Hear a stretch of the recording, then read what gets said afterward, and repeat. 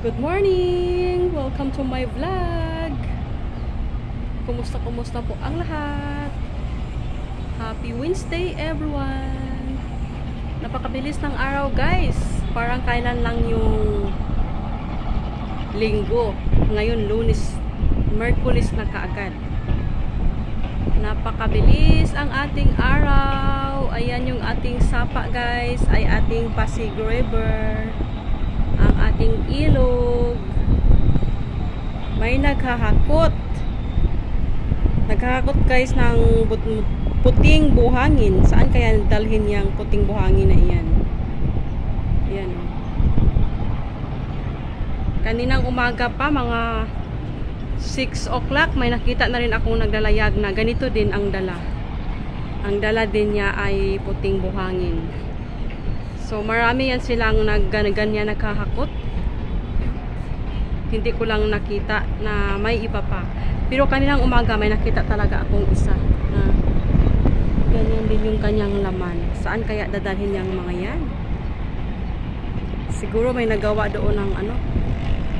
May nagawa ng resorts, 'di ba? Kadalasan sa mga ganyan yan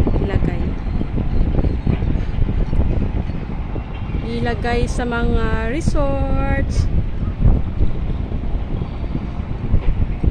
or sa iba pang paraan or sa iba pang bagay.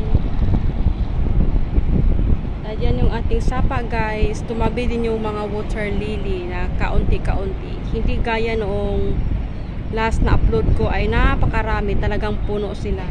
Ngayon ay ano, konti-konti lang. Ganyan kasi guys, pag high tide yung ating ilog ay kadalasan may dala talaga silang mga water lily. Hindi naman gaano karami ngayon, paunti-unti. Kahapon nung ganitong oras din nag high tide ay wala akong nakitang mga dahon. So ngayon may pa konti-konti. Mauubos din sila siguro guys sa katagalan ng ng panay punta sa malayong lugar. Siguro mauubos din sila. Pero kaso yung mga yan ay mabilis talagang lumago. Ang bilis lumago ng mga yan. Kaya yan, hindi matapos-tapos. Nakita ko nga dati sa sa balita may mga opisyalis na naghahakot ng mga ganyan or kinukuha nila ba para maibsan sana yung mga ganyan na water lily. Kaso hindi talaga maubos-ubos. Kasi nakikita ako dati noong kami guys, nag-alay lakad doon banda sa Antipolo or Rizal ba yun, napakaraming ganyan. As in, mayroong sapa doon na dadaanan namin na wala ka na makikitang tubig dahil siya, puro na lang dahon yung makikita mo, wala ng tubig. Yun siya, maliit lang siya na sapa, hindi yan siya connection ng siguro hindi connection ng Pasig pa River, pero siguro pag kaya ng mag high tide magpunta siya sa Pasig River, kaya siguro ganun. Kaya yan, walang katapusan ang mga water lily. O yan guys, hanggang dito na lang po. Ingay-ingay lang ng kunti habang naglilinis dito sa master. Ganun naman talaga ang ginagawa ko guys. Hindi naman talaga ako makapag-ingay kung nandyan pa yung aking mga amo. Pag wala, ayan, may chance ako mag-ingay kung ano nakikita ko. Ayan. Yan yung ating kuan guys, ating kabuntagon dahil ang ating oras pa lang ay alas 8 pasado. Hindi pa ako guys, almusal. Na luto na yung aking kamuti guys, na 4 na peraso. Yun yung aming almusal ni ate. So pagkatapos ko dito magligpit sa master ay kakain ako ng almusal at saka kape. Yun naman talaga parating guys, hindi talaga mawawala yung kape. Pero yung kape ko guys ay yun, hindi masyadong itim dahil hindi maganda din yung masyadong matapang na kape.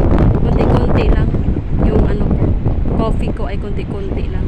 Hindi gaya talaga dati guys, nung medyo kabataan ko pa ay talagang kaya kong inumin yung kape na walang sugar.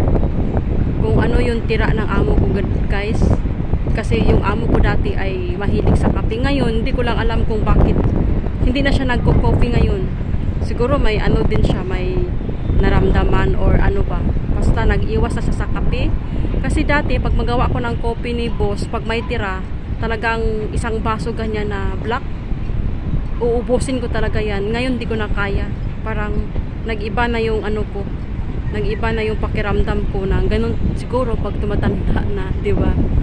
Kaya yan. Ay napapansin ko rin sa amo ko na matakaw yun sa kape dati. Ngayon hindi na rin. Siguro may ano din siya. Pinagbawal ba? Or hindi ko alam kung bakit naghinto sa coffee. Kasi pag mag-coffee talaga yan sila guys, yung boss ko ay talagang walang sugar. Kasi ang totoo palang ano guys, coffee lover ay ano pala yun, hindi pala nag-a-add ng sugar or creamy. Ganun. Yun yung ano ko narinig ko sa mga ano ba. May narinig akong mga nagko-coffee ng mga bisita dito ba. Ano yun sila guys yung narinig ko nagkwentuhan yung mayroong mga ano, mayroong tindahan ng coffee ba. Ganyan, yung narinig ko sa kanila na ang tao daw na mahilig sa coffee ay ano daw talaga yan, nulit ng sugar ba or creamy. Pero pag masanay ka, masarap siya. Lalo na yung cold, masarap. Pero hindi pala yun maganda sa ano pagparati, lalo na walang laman ang tiyan. Talagang hindi maganda kasi ano ko yun na napakiramdaman ko sa sarili ko. Kaya tumigil na rin ako sa ganun na sobrang tapang ng kape. Parang ano ako parang hindi ko maintindihan. Kasi dati isang baso talagang kayang-kaya ko yun, walang sugar. Pero ngayon na nagkaedad na ay wala na, ano na lang ako, konti-konti na lang na coffee ang aking nilagay. Ayan guys, ang haba na lang ingay ko no. Mag-aalmusal pa nga ay haba-haba ng ingay. Hanggang dito na lang po. Thank you for watching. Ingat-ingat po ang lahat. Ilang araw na lang guys ay mag December na, mag November na, 'di ba? Ang bilis. Ang bilis talaga ng araw. Oy, basta busy tayo guys, no, sa buhay. Pag mayroon tayong ginagawa ay napakabilis ng araw. Talagang hindi mo lang mamalaya na ano na matapos na yung isang linggo. Ganun pag busy tayo sa buhay. Pero hindi ko lang alam sa mga hindi busy no, kung ganun ba yung naramdaman din nila. Kasi doon sa amin dati guys, nung ano ako walang ginagawa, mabagal yung araw. Talagang nung nanganak ako, tapos nakatambay lang ako sa amin, mabagal yung araw. Tapos ngayon, i-compare ko dito, ang bilis ng oras. Ang bilis maghapon. Kasi lalo na kung marami kang ginagawa ba, mag-almusal sila, parang kakatapos na nag-almusal, magsisitings na naman ako dahil magtanghalian na naman, ganyan ba? O diba? Yun ang kagandahan pag marami tayong ginagawa sa buhay. Kasi mabilis lang, hindi natin mamalayan yung oras, yung araw. Minsan nagtatanong pa ko sa kasama ko na, anong araw na ba ngayon? Ganyan. Pero ngayon, malaman ko na ang araw talaga kasi dahil sa kanilang yoga. Nag-yoga sila guys 2 times a week. So, yun, malalaman ko talaga ang schedule. At saka kung anong araw na. Hindi gaya dati, nagtatanong pa ako kay ate ko anong araw na dahil nakakaligtaan ko na yung araw. Ay ngayon, dahil sa kanilang yoga lessons dito sa taas, ay talagang hindi ko na malilimutan yung araw. Kasi nang kabisado ko na yung kanilang yoga lessons dito sa taas. So yun, pagka umaga niyan, pag may lesson sila, tatawag ako sa lobby na paakyatin yung kanilang yoga instructor. Ganyan, hindi ko na malilimutan. So malaking bagay din yun. So guys, hanggang dito na lang po guys. Naka 8 minutes na ako. Oh my god, sika kaingay ko. Naka 8 minutes na ako. So hanggang dito na lang po. Parati na lang ako nagpapaalam, no? Para walang katapusang ngaw-ngaw. Ayan guys, oh, yan yung ano guys, ITSA. At saka yan yung church na San Carlos ba yun seminary? Yan yung sa tabi ng ITSA. Yan yung may cross.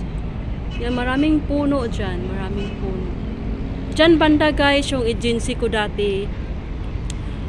Diyan ako nakuha ng amo ko. Kasi agency ako dati guys. Tapos yung agency na yun ay hindi ko alam kung ano pa rin ngayon. Active pa rin sila. Hindi na ako napunta sa agency ko. Diyan banda yung agency ko sa ano na yan, sa simbahan na yan, tabi ng San Carlos ba yun? I'm not sure. San Carlos Seminary Church, parang ganyan. Nabasa ko lang dyan sa tabi ng Itsaba. Kasi yan, tabi din dyan yung aking agency dati. Ng aking agency guys ay ang barat-barat. Biruin mo guys, maniwala kayo sa hindi, no? Ang entrance ng agency ko ay sa akin dati dito ay 4,000. Ganun ka ano guys, kaliit yung sahod ko dito sa amo ko. Kasi ano din yun eh, sa agency or hindi ko alam, or sa amo. Ganun kaliit yung sahod ko, 4,000. Tapos may anak pa akong ginagatas.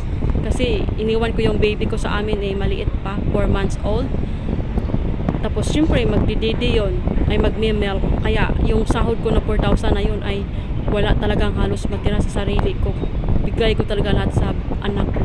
Maka-advance pa ako ng pakain sa kanya. Kasi sa liit ba naman ng 4,000, no? Kasi ano na rin yun guys, okay na rin yun na magtrabaho ako kaysa doon ako sa amin. Kasi nahirapan din ako sa amin guys. So, wala namang masyadong income doon. Kasi kung magbubukid ka naman, ay lalong nahihirapan ako. Kaya ayun, nangatulong na lang ako dito. Tapos yun, hanggang ngayon makilaki naman ng konti yung sahod ko guys, pero hindi pa rin gaano kalaki, parang nasa ano pa rin, nasa kamay king ano yung kamajingking kamajingking sa kaliit ba. Bye! Ang haba ng kwento ko. Thank you for watching. Have a blessed day everyone.